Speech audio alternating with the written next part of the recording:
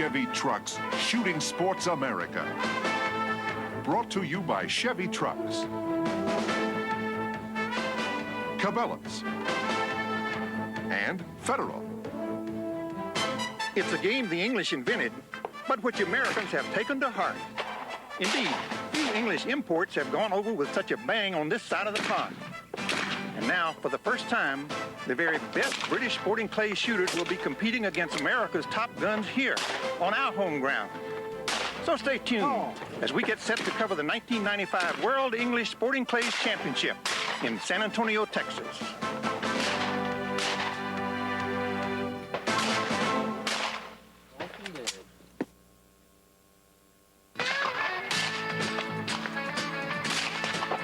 Hi, I'm Gresham, shooting editor for Sports the Field magazine. And on behalf of the National Shooting Sports Foundation, it's my pleasure to welcome you to this edition of Chevy Trucks Shooting Sports America.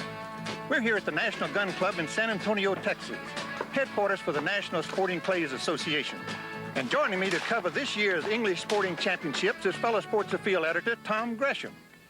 You know, Tom, just a few years ago, the idea of holding this championship in the United States was about as likely as finding kippers or crumpets at a roadside diner. No doubt about it.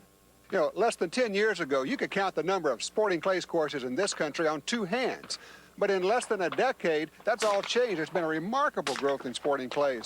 Not only have more than 3 million shooters taken up the sport, but we've developed some real world-class shooters who can take on the British at their own game.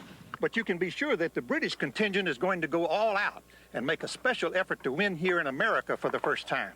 Before the World English Championship competition really got underway, they held an international shootout. They had the entire USA team, the entire England team, and also representatives from Mexico, Ireland, Scotland, and Wales. Here's Stuart Clark. He's the leader, coming in with 11.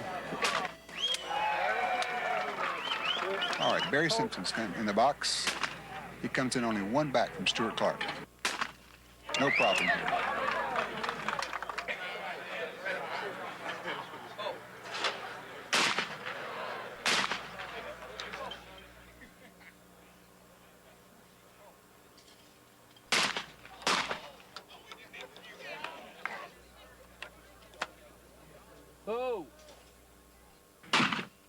This is a critical shot, and he loses that one.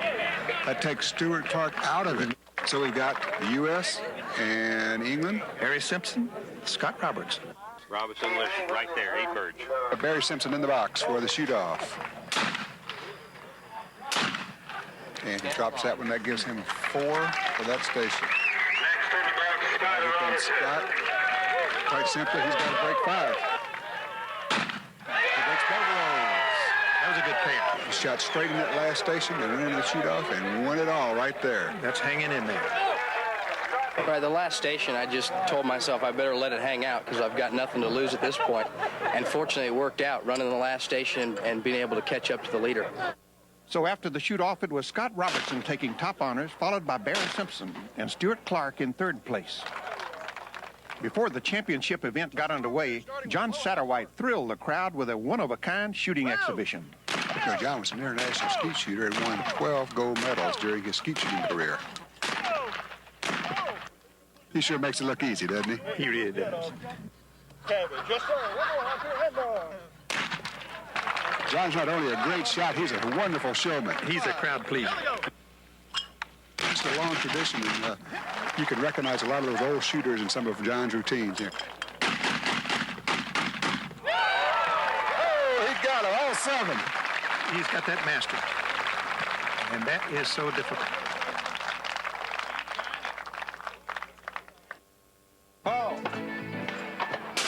With the traps laid out in natural surroundings, course designers can take full advantage of the local terrain to create different challenges at each shooting station. Here at the National Gun Club, shooters will go through 2 different courses, firing at 100 clay targets at each. Let's take a look at some of the stations that make this Texas course unique. Station number 7 on the green course presents shooters with a pair of targets that float toward them from behind the trees.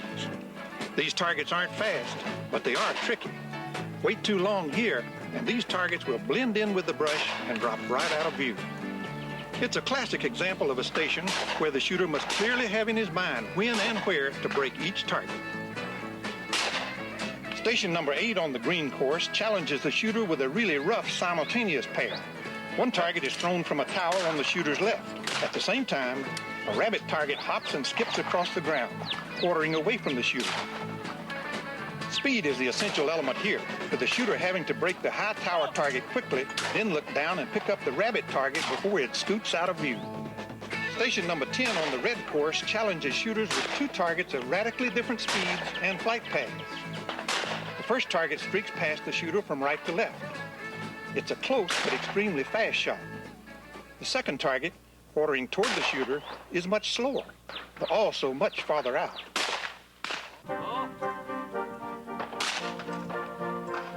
It looks very difficult. It's easy to make a comment when you've walked off because you really know if you've got it right or wrong then. But no, it's a tricky tower, very high tower. A lot of variation in the 2 courses. There's 24 different fields, and to put multiple variations of targets, it gets pretty complicated, but they've done a great job with that. The wind is a little problem. It's pushing the targets out. Some of the targets that are closer, it's pushing them down a little faster than normal, but it's not too bad up here in these trees because these trees kind of keep it blocked. But the guys out there on that grassy area down at the other end, they're probably having a tough time. The British tend to shoot very well all major competitions, and I'm sure there'll be no exception here. They'll shoot very well. When we first got here, I thought the British would take everything since in all the magazines you read about them winning all the international competitions, but the Americans were holding our own. You automatically have to up your level to shoot with them because they've been doing this a lot longer than the Americans have. And I think I know all the Americans are after the chance to compete against them. It's exhilarating. Right. Oh, it's brilliant. The weather's lovely. Yeah, good targets. Americans, good competition, definitely. The tremendous growth of sporting clays in America has encouraged many shooters to improve their skills at this challenging game. Earlier, Tom had a chance to talk to Steve Schultz, head instructor at Federal Cartridge's new wing shooting school. Well, there's sure a lot of shooters taking up sporting clays, and a lot of them are wanting to learn how to shoot better. Steve, tell us about the Federal Wing Shooting School. Well, Tom, it's a traveling school. We take all over the country. It's a wing shooting school, and that's basically all we teach is wing shooting. We work with shooters that are never shot a gun all the way up to AA competition shooters. Steve, obviously, sporting clays is a growing sport. Has that been a factor? Oh, most definitely. With the average hunter, you can ask him what he shoots on doves, and he'll tell you 70%. But 7 doves on 4 boxes of shells is not 70%. And they take up sporting clays, and it's the first time anybody really kept score on them. And they find out that they're not quite as good as they thought they were, and they want to get better. I think wing shooting is about where golf was back in the 30s. You can't go to a club in the United States now where there's not a golf pro. And we're trying to get the same thing accomplished through the NSCA with our instructor program. The final round is about to get underway, and this 25-bird event will determine the 1995 World English Sporting Champion. The final round targets will be added to the first round scores, and Gary Phillips goes into this with a 4-point lead over the second-place shooter, Philip Smith. Where the pressure really starts to get to you. Whoop. Dropped one of that pair. Carl blocks him. Obviously, he has a crowd back here cheering for him, some of his fellow countrymen. Brian Hebbets picked up 1 target in the first round. Nailed both of those. Philip Smith is up.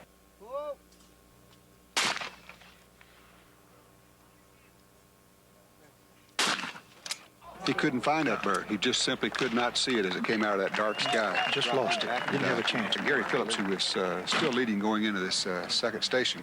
He had a good margin there, but he dropped one of that first pair. Dropped one of the first. His swing looks smooth. I don't know what caused that. You know, the wind has been blowing strong all afternoon, and then all of a sudden, about 30 minutes before this championship shoot-off, the wind laid down. Conditions couldn't be better for shooting right now. They really are great right now.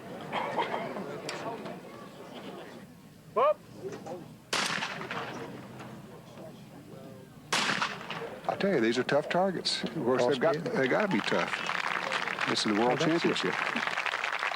Brian Hedges is 4 back of the leader, Gary Phillips. This is his last chance. He has 8 targets. He really needs to smoke them all to have a chance. Smoked that one. And he got that one. That was a tough target. Good pair. You can see his concentration on this. He is really intense. Staying down on him. The tendency when your pressure is on is to pick up the head to see if that target breaks. If you pick it up and look at it, you won't see anything pretty. All right, got both of them. Got both of those chandelles with one shot. 1 shot, 2 targets. That counts. That's allowed in the rules. Sometimes you just get a lucky break and you got to take it. He's got 1 more pair. Let's see what happens here. 4 back at this point.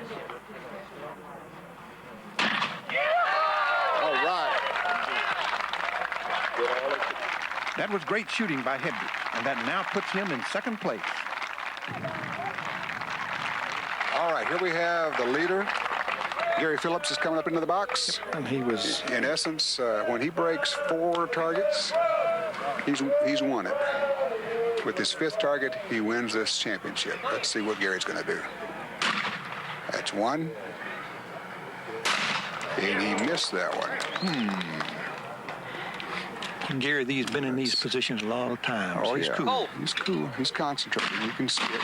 Got them both. All right, took the chandelles. Didn't expect those to be a problem. Now comes these tough crossers. There's some long shots coming up. This is where we're going to find out, right here. A lot of pressure on this man right now. Hold. He got both of them. He rode that thing as far as he could. He needed a saddle. He rode that thing so far. Well, he can't drop but 2. He has got it 1. Hold. That was a great performance by a great competitor. Obviously, the English still have this thing mastered. Well, it still seems that this sporting clays is an English game. Oh, yeah. We've been doing it for a long time, since 1925, so we have the experience, but the Americans are catching us up pretty quick, as you can see. Well, Gary, you went into the shoot-off with a 4-target edge. Do you think that was enough? Yeah, I was very pleased to have a 4-target edge. There's some wonderful shots in the shoot-off. Well, congratulations on being the 1995 World English Sporting Champion. Thank you very much. So it was Gary Phillips winning the championship, followed by Hebditch, with Philip Smith taking 3rd place.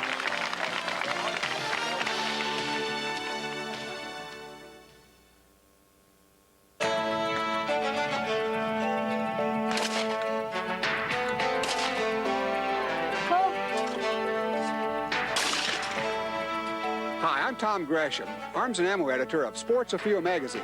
And on behalf of the National Shooting Sports Foundation, it's my pleasure to welcome you to the 2nd annual Champion of Champions Invitational, a unique sporting clays event that will determine America's top female shotgun shooter. We're here at the American Shooting Centers in Houston, Texas, where the best of the best among women shotgun shooters from around the country have been invited to this special event. The course in this Champion of Champions event is a classic English sporting clays course, with competitors firing from 10 different stations at a total of 50 targets. In this format, shooters face entirely different target presentations at each station. Shots include everything from high-speed, close-in targets to distant floaters, targets that cross from right to left or left to right, and targets that fly directly away from the shooter to those that zip by directly overhead.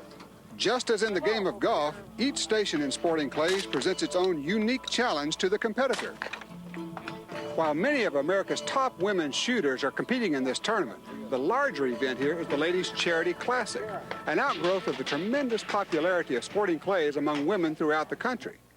Joining me to talk about the growth of women's participation in the shooting sports is Sue King, director of the Women's Shooting Sports Foundation. Hi, Sue. Hi, Tom. How are you doing? I'm doing great. You know, a few years ago, we were amazed that women were shooting at all, but now we see not only are women shooting, but the general level of participation has increased, but so has the general level of skill. The skill level has increased noticeably. 8 years ago, when we first started these events, most of the women who participated were really true novices. And today, when we do these events around the country, we see that a greater percentage of the women participants are shooting at a much higher level than ever before. I see more women shooting in sporting clays around the country, and I think they have claimed that as their weekend recreation. It has become very much a family sport and something that a family can do on a weekend. Well, that really parallels what's happening in the golfing market, where women are playing alongside men And in that area, manufacturers have created special golf clubs for women. And I see that you're holding a shotgun there that definitely is not a man's shotgun. What is that? Well, the shooting industry has not forgotten the ladies. And what we have here is the first of its kind.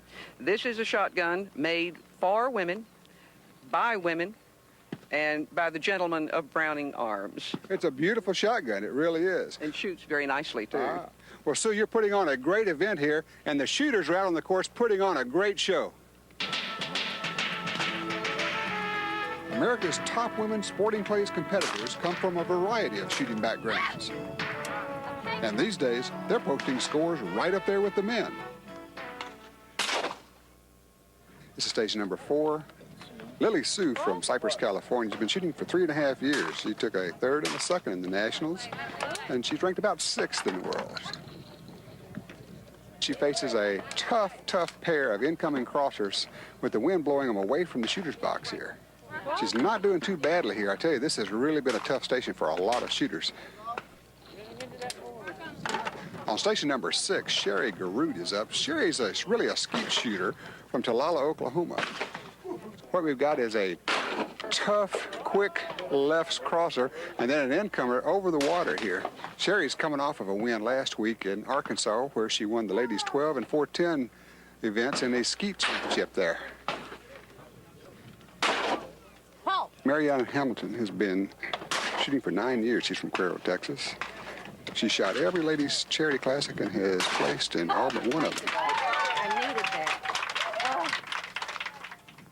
Susan Saunders is from Gossel, Kansas. She's been shooting sporting clays for 2.5 years. She shoots some skeet, placed 2nd in the Kansas Sporting Clays Women's Championship. She's really got her work cut out for her on these tall targets that require a long lead. This is Pam Lee from Houston, Texas. He's taking this pair. Pam's been shooting for 2 years. Won the ladies charity classic last year. Placed 2nd in the Texas State Championship. Pam didn't have that much trouble with this station. Has good shooting. So, going into the 10th and final station, Mary Ellen Hamilton was in the lead with a 34. Lily Sue was one behind with a 33. Brandy Jacobs had a 32, and one behind was Pam Lee with a 29. The shooters are now in the last station where this championship will be decided. This final shooting stand, the 18th hole, so to speak, has been specially designed to push these shooters' skills to the limit. Here, 10 targets, all pairs, will be thrown from 5 different traps set out around the lake. And with a gusting wind coming directly off the water, each of these targets is going to be doubly difficult. And going into this final round, only 5 targets separate the top 4 shooters. This is pair 2 and 3. Pam Lee comes in with a 29 to this final station. Ready? Ready. Pull. Yeah. And she takes the 2nd of that pair. Let the first one get away. I think she needs to settle down just to get back in the swing of things. Takes that crosser waiting for the teal, and she breaks the teal. She missed that first crosser, but she was able to pick up that teal. Pretty tough pair coming up. You've got a left to right low crosser and a right to left crosser.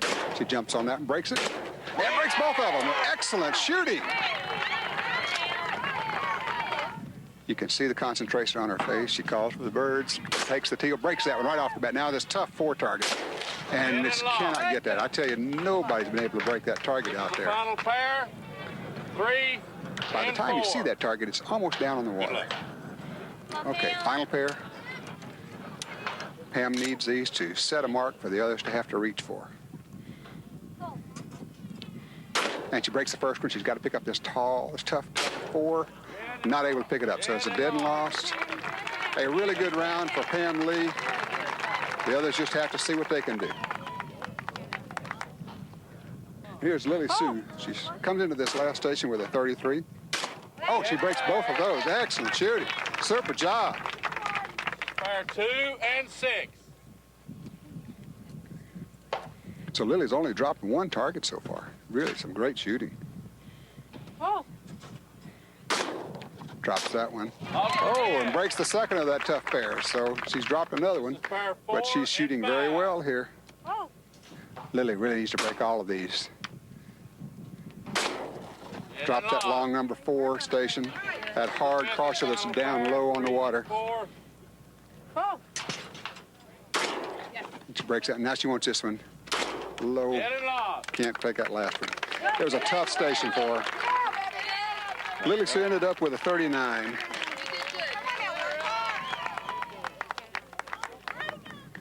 Mary Ellen Hamilton is the leader, coming to the station with a 34. She takes one of the first pair.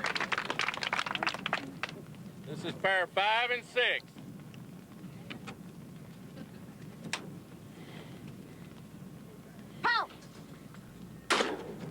She misses it tough.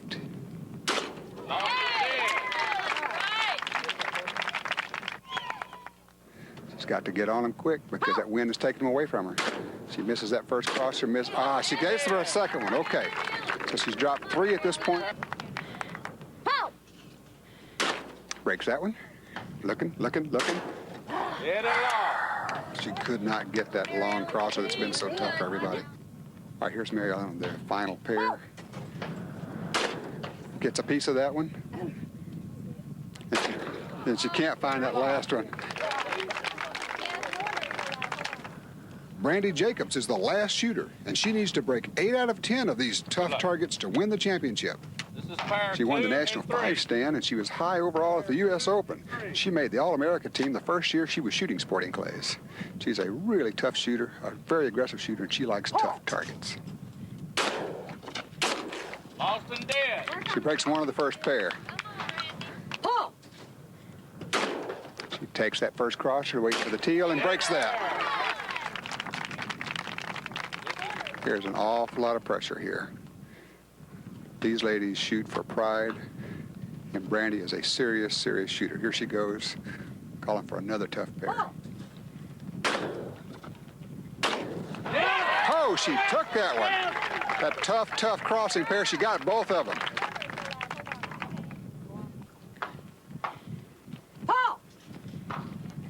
She breaks her teal. Now she's looking for that hard one out there.